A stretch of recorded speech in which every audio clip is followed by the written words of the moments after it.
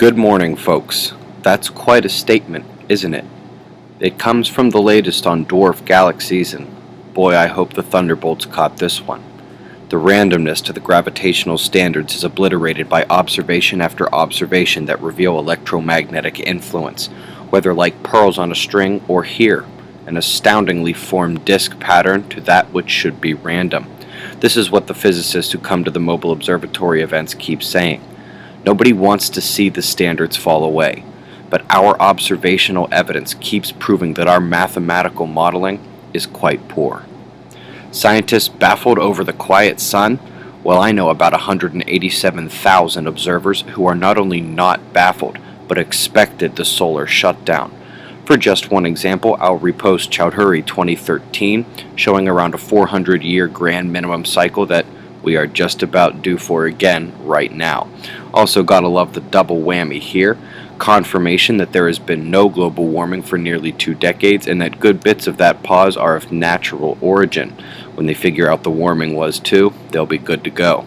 Quake Watch continued to hit with a 6.9 striking Fiji yesterday, but luckily it was very, very deep, not much surface effect.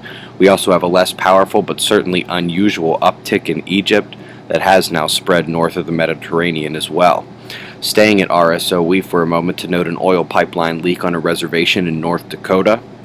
Also, a tornado that tore through southern France, killing at least 2 people. Typhoon Matmo still strong, with a new disturbance right behind it.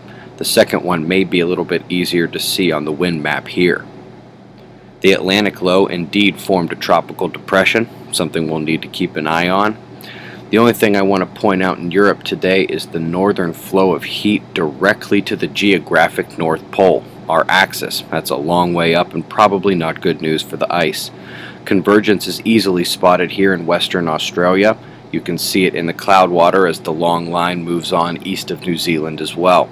Canada gets a break from the major storm watches tonight as we shift southward slightly for the convergence. Residents in the Midwest need to have eyes open tonight. Check your forecasts. I would also like to introduce the Misery Index, the newest overlay to the Earthwind map. Black or a touch of blue represent okay conditions but swing too hot or too cold, and you're going to see it here. We'll quickly go around the world showing those Misery indices.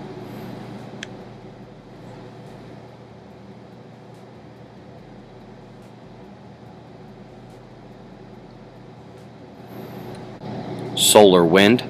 Density drops off while the speed takes a slight rise. That's likely a coronal hole stream, but yet another weak one at that.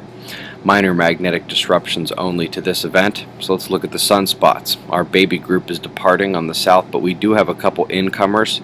The north appears to be the more interesting to watch. Another day is needed for classification, but at least it is not completely silent. Nevertheless, it could only take us into mid-B range thus far. More of that quiet sun that some expected and others apparently didn't. The Earth-facing filament north of the equator did slide back into the star and is less of a concern now. Jupiter still heading in behind the sun for conjunction there. It arrives along with a spate of coronal holes on the disk to create our current earthquake watch.